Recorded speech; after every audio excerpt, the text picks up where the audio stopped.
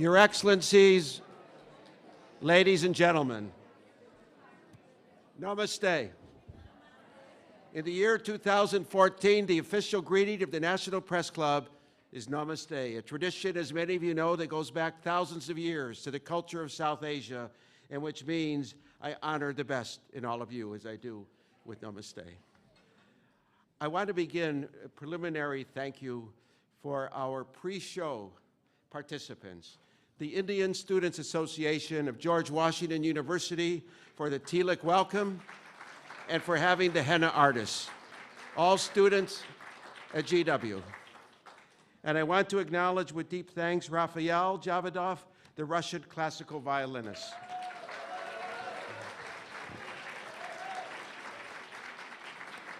Thank you. Welcome to the International Cultural Evening.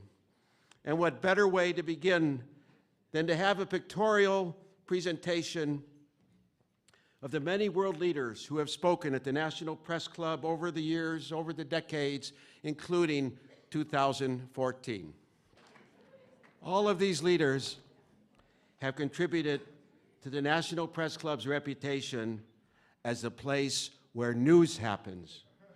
Tonight, the National Press Club's reputation is being expanded from where news happens to where culture happens. This program has been planned as a highlight to what we have proudly called the International Year at the National Press Club, which began with the international inaugural last January. Many persons who were at the inaugural and many who were unable to attend requested that it would be ideal if the National Press Club could have another international night this year to highlight the club's rich cultural diversity. We hope the program meets those expectations, and then we want you to stay on for a reception afterwards to taste international delicacies and South African wines. Could I please begin by acknowledging the presence of a number of special guests from the diplomatic community, and can I please ask each of them to stand briefly when I call out their names, and then could all of you please hold your applause until I have completed reading all the names. I'll begin with Ambassador Ebrahim Rasool of the Republic of South Africa.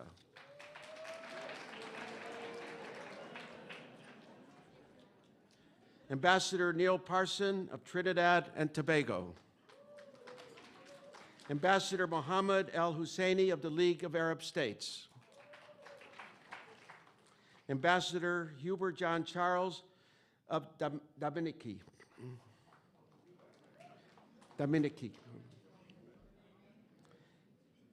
Ambassador Seretse of Botswana.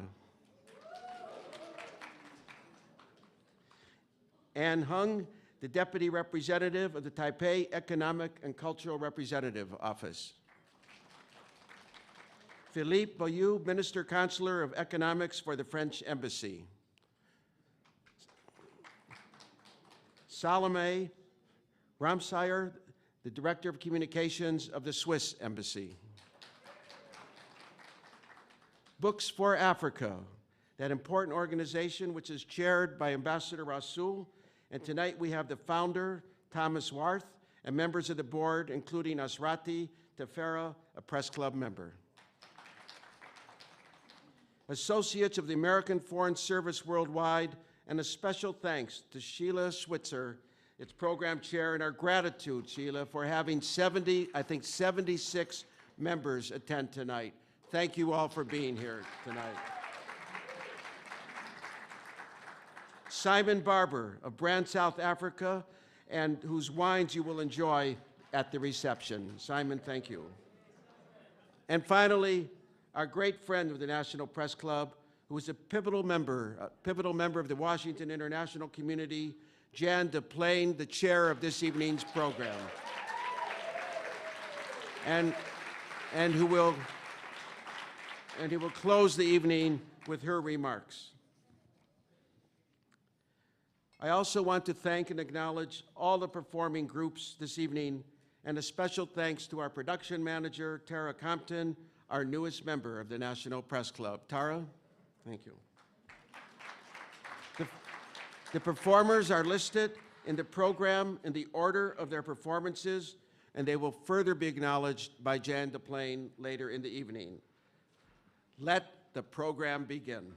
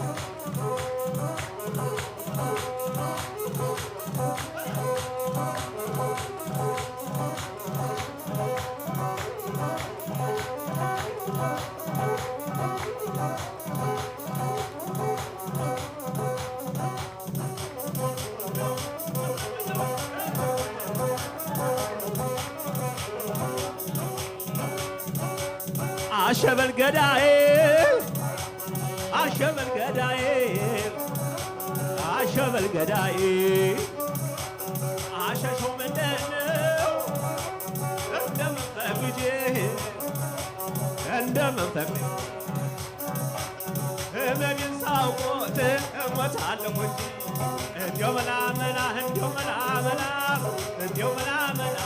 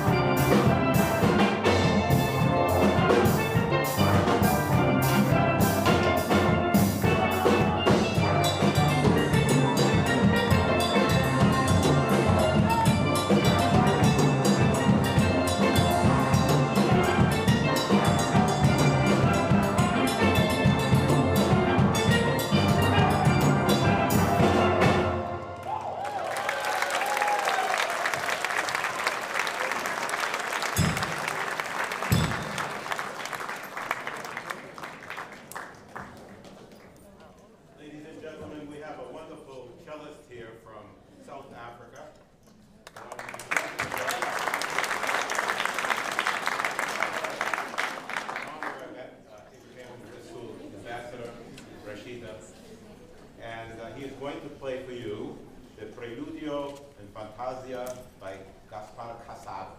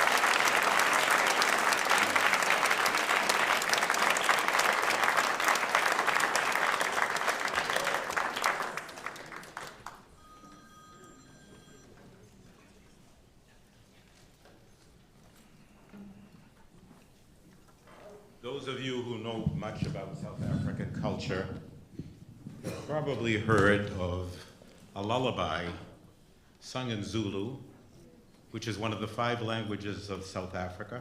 17% of the population speak that. And they speak Sa, and they speak Sotho and Afrikaans and English. So I'm going to give you a slight translation. It's a beautiful lullaby, and you will hear this sung all over South Africa. And I think it's a message of peace in the world. And it goes like this. Keep quiet, my child. Keep quiet, my baby.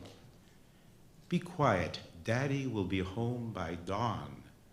There's a star that will lead him home. The star will brighten his way home. The hills and stones are still the same, my love. My life has changed. Yes, my life has changed. The children grow, but you do not know my love. The children grew, but you do not see them grow. Tuli Baba, Tuli Sana. Don't fall. That's the trouble with props.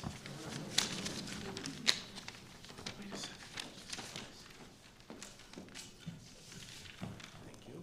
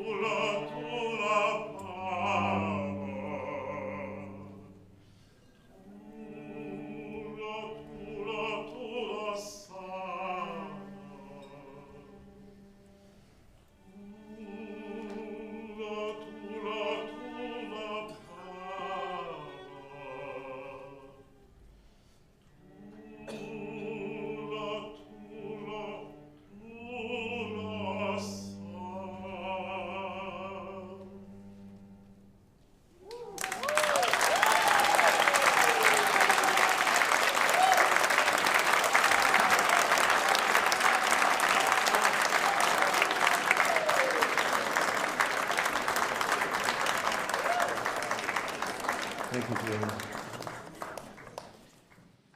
I would just like to acknowledge we've had more diplomatic representation here tonight.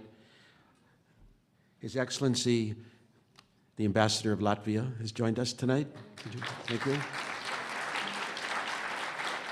And from Indonesia, we have Flantina Salani, the wife of the Minister of the Indonesian Embassy. Terima kasih for being here. Thank you so much.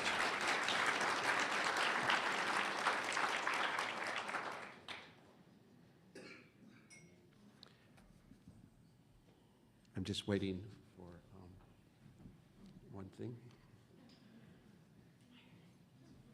Here it comes. Thank you. Thank you so much. Sure.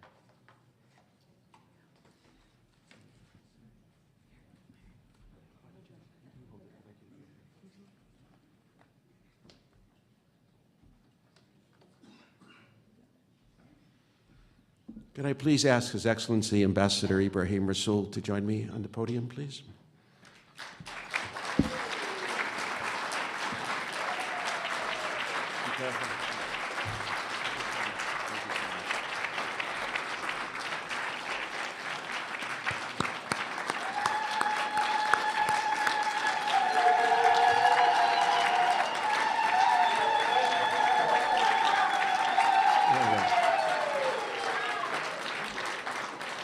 Your Excellencies, ladies and gentlemen, the National Press Club's President's Award is bestowed on special occasions to special recipients.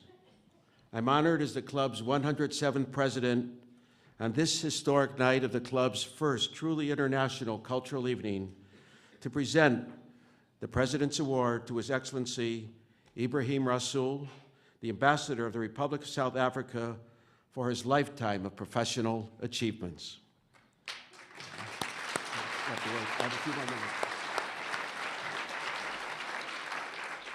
In particular, we are recognizing him for the close ties he has forged with the National Press Club during his tenure as ambassador, starting with his support, encouragement, and participation as the main speaker in the National Press Club South African Night 2 years ago, honoring the life, legacy, and values of Nelson Mandela.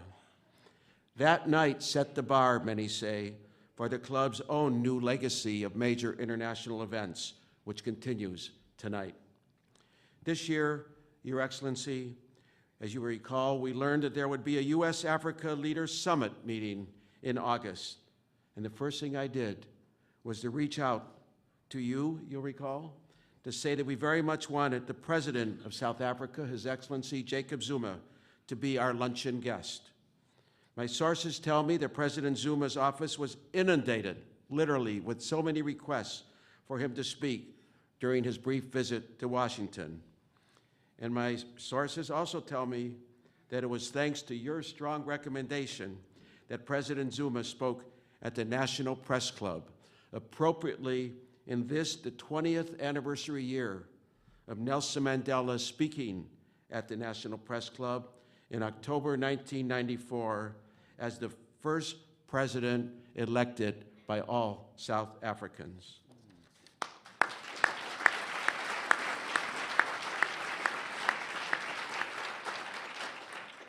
I also was honored that you gave the keynote address at my inaugural this past January. But your impact in Washington over the past 4 years goes far beyond the National Press Club, including your support for the Books for Africa project.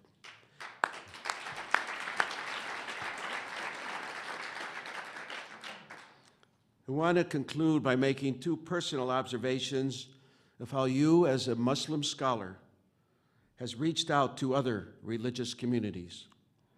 I heard you speak at the Washington Hebrew congregation when you gave the keynote remarks for the annual Unity March 2 years ago. And then last Friday, you took part in the first ever recitation of the weekly Namas, the Muslim prayers, at the Washington National Cathedral, when you delivered a message about the urgent need for religious understanding and collaborations.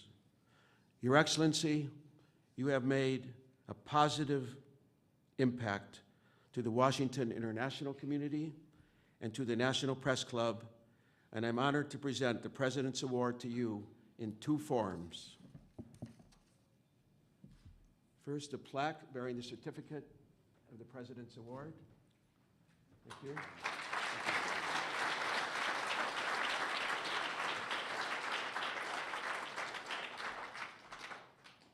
And secondly, a bowl paying tribute to you as the Ambassador of the Republic of South Africa to the United States for forging close relations between the National Press Club and South Africa, November 19th, 2014.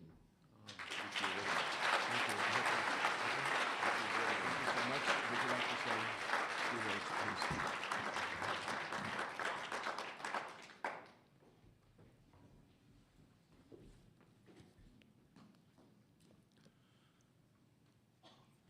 Myron Belkand,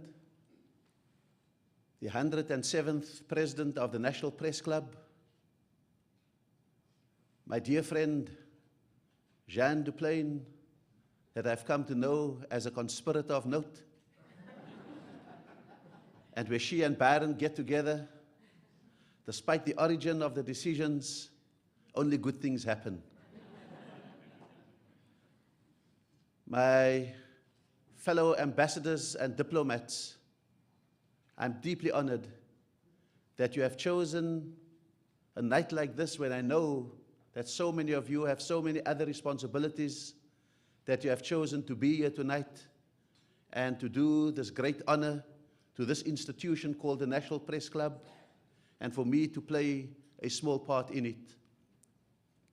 I'm also happy that so many of the great people of Washington, who give the city its unique character, its deep intellect, and its reputation for being able to get things done, and despite sometimes the stubbornness of its leaders, to impose your will and to make sure that the United States of America stays on true north. I'm also honored that so many of my colleagues from the South African Embassy are with us here this evening, and I thank you very much, not only for tonight, but for so many other things that you have done to make tonight a possibility.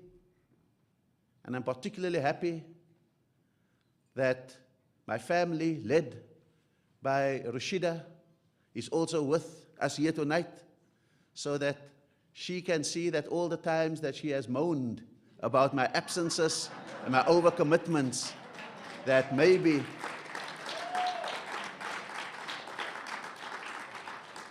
at the very best, she could cherish that wonderful crystal bowl that Myron and the National Press Club has bestowed on me. At worst, I fear that she may decide to put some flowers in there.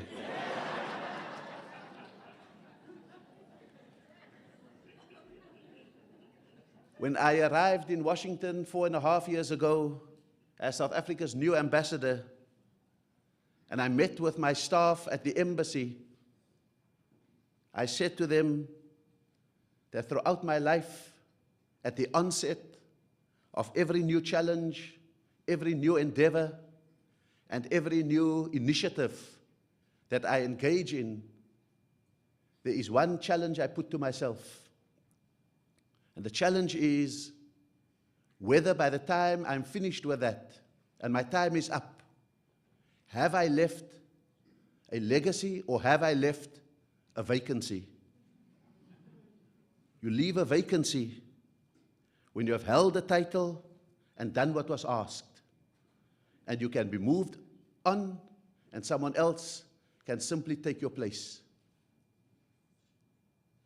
But the challenge of leaving a legacy is to give meaning to the position that you have been entrusted with, to take the inheritance of your predecessors and ensure that it can go to even higher levels, to impact the lives of those you meet and those you encounter, and hopefully to leave them a little bit different for that encounter and that meeting, to deepen debate where you are, and to contribute to a discourse that is uplifting, and to leave something that will be remembered beyond the time that you have returned to your own shores again.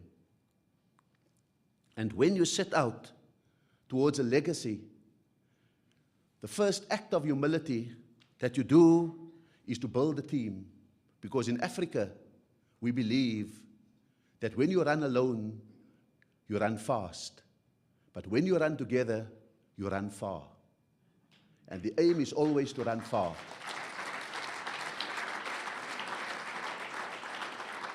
And therefore, legacies are rarely simply individual. They need people that are persuaded by your vision, so that they buy in and give you all the implementational help that you require. Legacies also require that you build empathy with those that you meet with and those who you work with. in order that that empathy is the counterbalance, sometimes to a sense of condescension and sometimes to a sense of arrogance. I've simply tried to ensure that there must be a legacy, and it's found in the teams of people at the embassy, in Team South Africa, in the South African diaspora, with my fellow Africans, particularly the African Diplomatic Corps, with the Free South Africa movement that contributed so significantly to Nelson Mandela's release and the freedom eventually of the South African people, and that as the precondition for Africa to begin to realize its full potential, free from the imperatives of being a theater for the Cold War and free from the scavenging presence of an apartheid government that thought that it could make Africa its stomping ground.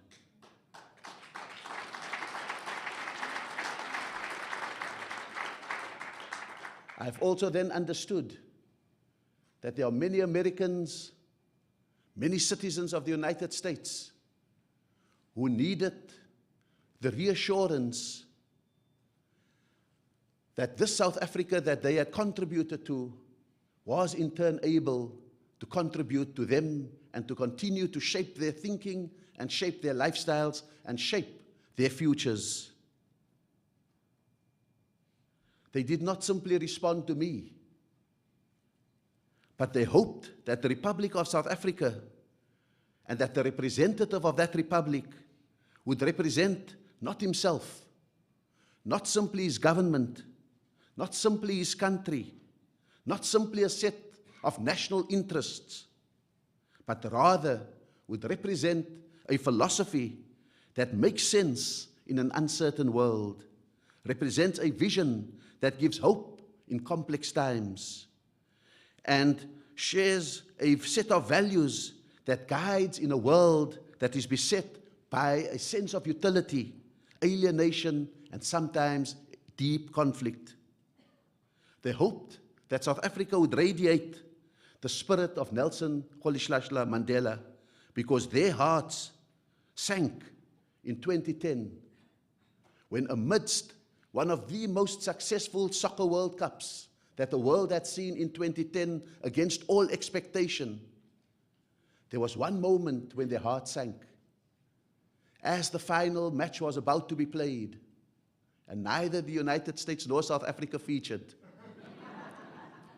but as this final was about to be played, and the ceremonies were ending, out came a golf cart. On the back of that golf cart sat Nelson Mandela, not the colossus that came out of prison with his fist raised and that lifted the joy throughout the world and was the culmination of all your efforts. They saw instead a frail and vulnerable Nelson Mandela. And they realized at that moment that this man was mortal, and that the immortality that we had invested in him was a false immortality, and that instead they then yearned for an immortality that would be an immortality of values, an immortality of philosophy, an immortality of living a good life. And they needed our embassy to remain the epicenter of good and a beacon of hope, as it was when they fought a moral fight against apartheid. Thus was born into our work not just diplomacy, but the diplomacy of Ubuntu, that African philosophy that says, I am because you are, that my humanity can only be realized in relation to your humanity, that there is no humanity for me when I am participant or a witness to the inhumanity that is done to others. That we are interdependent, we are interconnected, and we are each other's keepers. That we are people through other people. In all of this work, we did not neglect the material needs of our people in South Africa, because as I depart, I can report that trade between the United States and South Africa has recovered to where it was prior to the 2008 recession, and we are again exceeding that trade, and we are now on $17 billion worth of bilateral trade annually.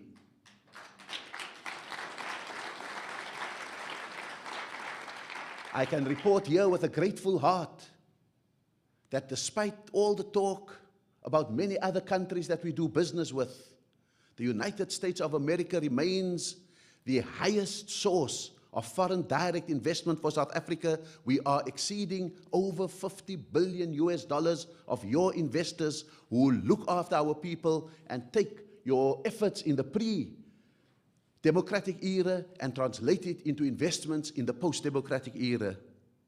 That as we stand here this year, in excess of $400 million go towards the fight against HIV and AIDS in our country so that we can give hope to our people.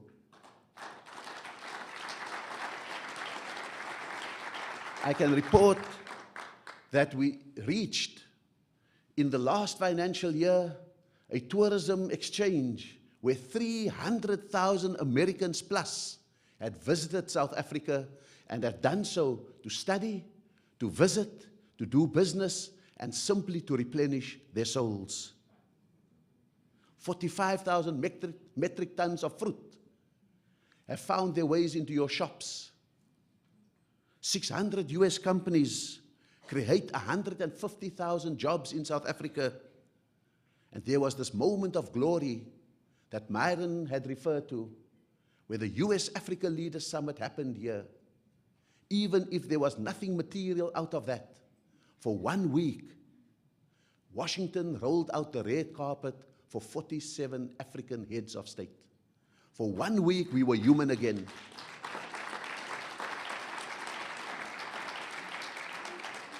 For 1 week, your traffic stopped for us. And I want to say that however you see your own president in Africa, we will always remember that under the watch of President Obama, we were deemed equal and worthy of a visit to the White House.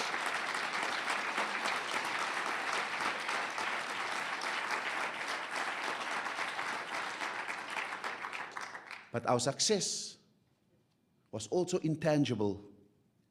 It was, as you watched and suffered some inconvenience as we renovated a South African embassy that had stood there as a symbol of apartheid since 1936. And yet again we showed you that we can take old foundations, founded in the past, reinforce them, keep the classical beauty of the exterior, but infuse it with a new content that speaks of the aspirations of a free, democratic, and equal nation. And that's what that piece of architecture means for us that stands on Massachusetts Avenue. Outside of it, as a culmination of the life, legacy, and values that we kicked off in this very building when we spoke about Nelson Mandela, and we were able to celebrate his life and take meaning from it. We then followed that up with the erection of the Nelson Mandela statue, and we chose the image that all of you saw when you first encountered Nelson Mandela, the moment he stepped out of prison after 27 years, saw the people and raised his fist.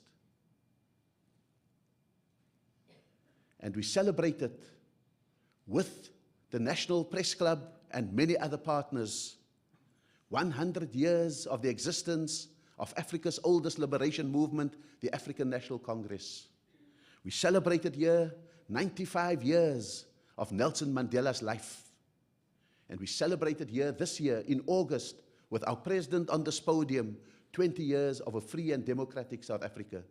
Those were not vain celebrations, but they were celebrations with enormous gratitude and appreciation, because our freedom was not simply our own. It was contributed to by successive generations of Americans who even withstood the decisions of their own government to say to their government, even a beloved Ronald Reagan, Mr. Reagan, you are not right on this issue. Please change course. And fortunately, you had a government who eventually listened, and it hastened the day of Nelson Mandela's release and our freedom. And in all of these, we needed to retain an authenticity. And the authenticity came when we started to define diplomacy as the art of telling the truth gently. We had to tell our own truths because we could not look at you and spin away the tragedy of Marikana when for the first time in democratic South Africa, our police killed 34 of our miners. We needed to face you, and to face you with honesty, and to acknowledge that it was a tragedy, and to commit that within our power, such things must never happen because we need to account to people like yourselves also. We needed to come to you and to say that 20 years later, the freedom you helped us get was a freedom that had much achievement. For the first time, people have basic things like water, which you may not understand if you have 10 taps in your house. But one tap gives life in a rural village in South Africa. Universal electricity, which you may not understand when you have 100 switches in your house. But one switch keeps the fridge going and keeps the food fresh. And the lights on and the children studying. Those are the small, significant things that give our people hope, that keep them alive and that keep them optimistic. And so it is good for your soul that you encounter South Africans who live by a simple dictum that today is better than yesterday and tomorrow will be better than today. And then you will see what my daughter calls the definition of first world problems.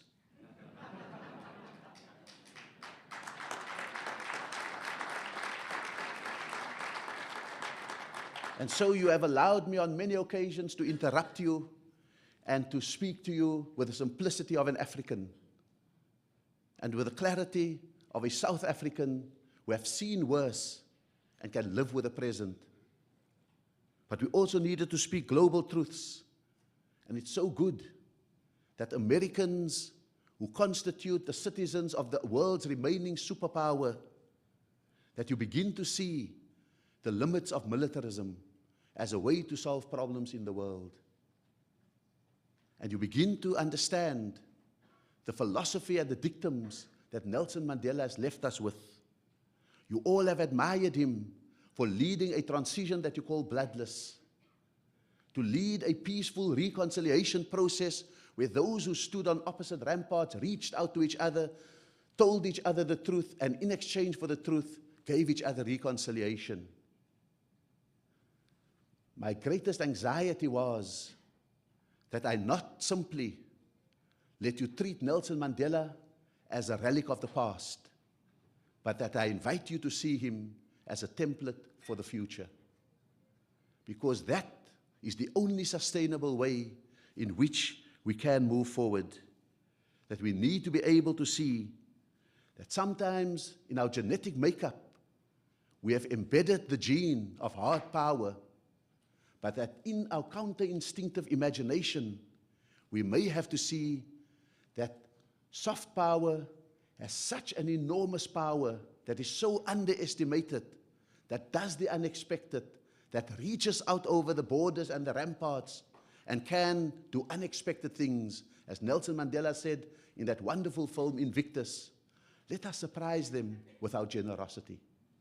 Generosity is not weak, it is powerful beyond measure.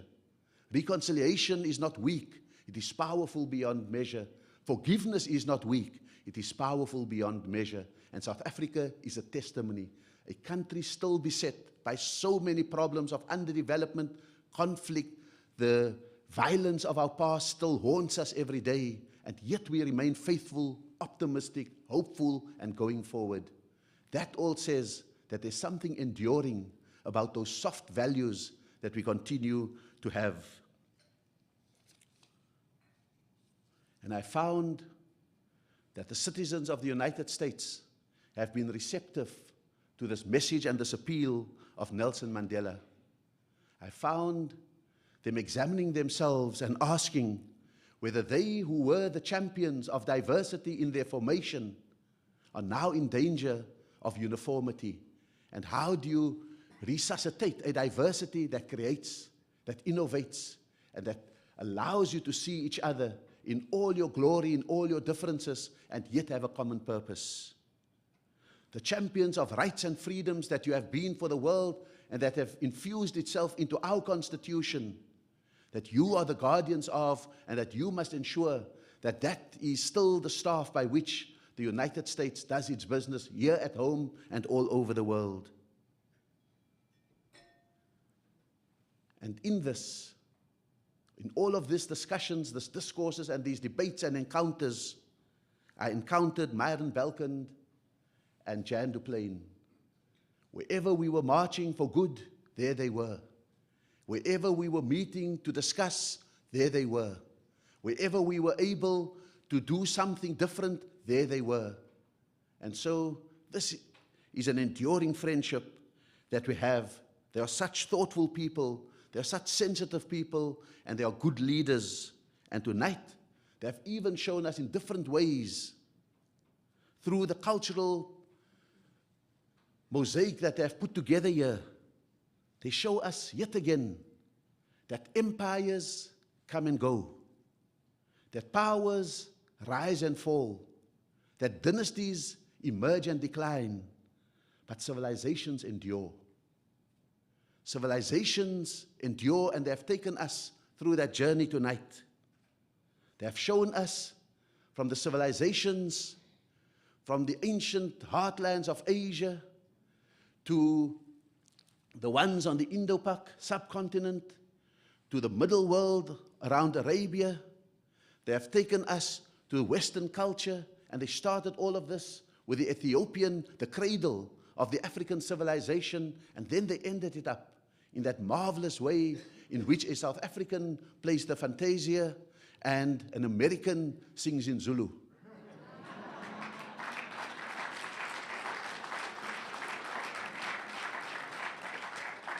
Because our cultures speak for us when our words fail and our words are not enough.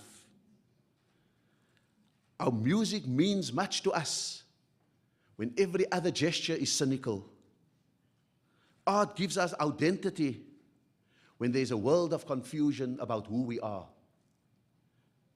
The beauty moves us and inspires us when politics and sociology and all those other disciplines disappoint us. And therefore, I think that what this National Press Club is busy with is to connect people, to unite us, to speak to us in a language that is beyond the ordinary language that divides and polarizes and creates all kinds of opposites within us. And therefore, I accept these very wonderful gestures, these gifts, this acknowledgement, not simply because I think that I was striving towards a legacy, but because I think that maybe I may have succeeded even in a little bit of turning the South African Embassy into a representative of the great values, the life and the legacy of Nelson Mandela. I think that you have only responded in the way that you have because the world knows that there is something missing and urgently is needed to solve the urgent problems when extremism struts across the world, when counter-extremists feel themselves invited onto the battlefield. We know that we need a Nelson Mandela more than ever before. And so I want to say to you, thank you very, very much for this enormous honor that you do for me, my family, my country, my nation, and to the memory of Nelson Mandela. Thank you very much.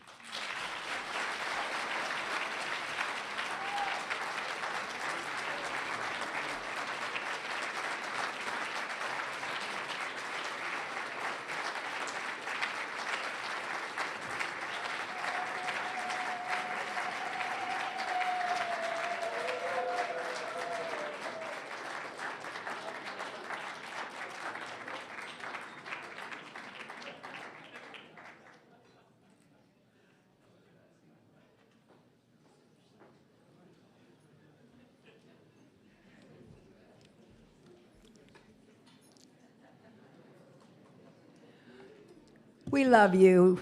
We love you, Ambassador. Thank you. I will never get that much praise again. Mother, are you listening?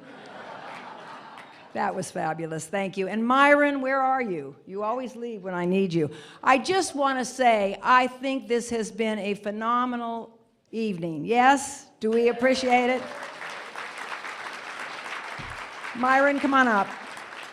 I do want to call on the woman who put tonight's program together. As much as Myron and I would like to take credit for this, it was our brand new member here at the Press Club named Tara Compton. Tara, please stand. No. Up. Come on. This beautiful young woman, you did an amazing job. We love you. We appreciate you. Thank you so much. I know there are people here that would love to sign you up. I see cultural tourism waiting for you, and I see Ronald Reagan Building, International Trade Center, and others that would like to sign you up. I know that. But I would like, again, for all the ambassadors, Ambassador of Trinidad and Tobago, Mr. Ambassador Parson, please stand up. Ambassador Al Hussein from the League of Arab States, please stand up. The Latvian ambassador, please stand up. Botswana, where is my beloved Botswana? Indonesia, I know I'm missing some. And all right, just everybody from South Africa, just stand up. We just want to, this is his magnificent staff of the senior officials at South Africa. You are amazing. And Ambassador from Botswana, I just want to say thank you so much. We got you from the White House, as I recall, and this woman will be going back, and I keep referring to her as our next president of Botswana. I don't think I'm supposed to do that, but I would do the same but I do see that in you, for sure, and the same, frankly, for our ambassador from South Africa. I see his, so I feel like we have two next presidents of Africa. With that, I would like to call for the finale, because we have great food here, and this is the finale, and he will be very brief. And start walking, Tony. This is Tony Cully Foster, who is going to be with Heidi Shoup. These two move mountains by their work with the World Affairs Council, and it is an incredible organization that they have taken to the mountaintop. Yes? Come and do your surprise. Okay.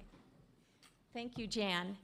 Excellencies, National Press Club members, honored guests. I'm Heidi Shoup, the President of the World Affairs Council, Washington, D.C., and for many years, the Council has enjoyed and been privileged with a strategic partnership with the National Press Club. This year, as Myron is president of the National Press Club, that relationship has truly flourished. This last August, the World Affairs Council and the National Press Club co-hosted the president of the Republic of the Congo here in advance of the White House summit, and we've enjoyed and many other activities because of Myron's presidency here at the club. Tony, did you want to? Just very briefly. Okay, very briefly. I am here as chairman of the Global Communications Committee at the World Affairs Council in DC. I am very privileged to have the opportunity to share in the honoring of a phenomenal leader of the National Press Club, our 107th president, Myron Belkind.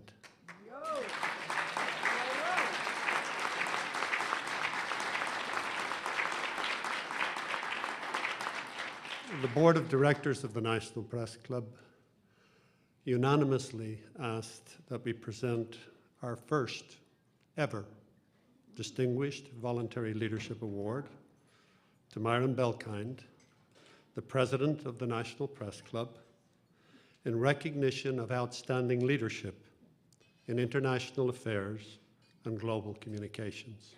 So Myron, on behalf of the board, we are honored to be part of your evening and your internationalization of the National Press Club.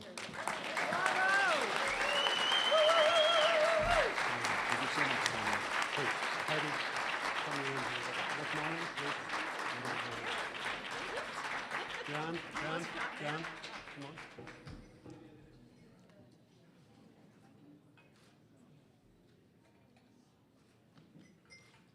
Thank you very much. Thank you so much. Yeah, Annie, I yeah, just yeah, want yeah. to- Just 1 second. Oh, speak. Speak. I'd just like to thank the Board of Directors of the World Affairs Council, D.C. for this honor.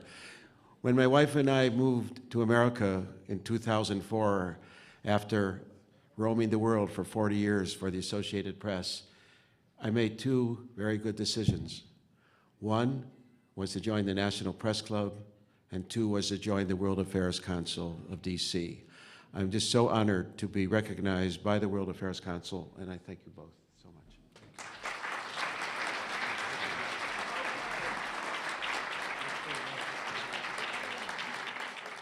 And if elected, he might run for president too. But anyway, you've been a great audience.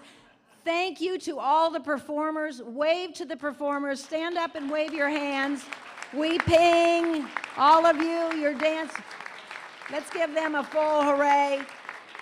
And to all of you, this performance, thank heavens it was videotaped, because I thought, can they really move and make 8 performances come together fast like that? And you did it. You did it, and it was beautiful. And thank you. You've been a great audience. We love you. Now there is food.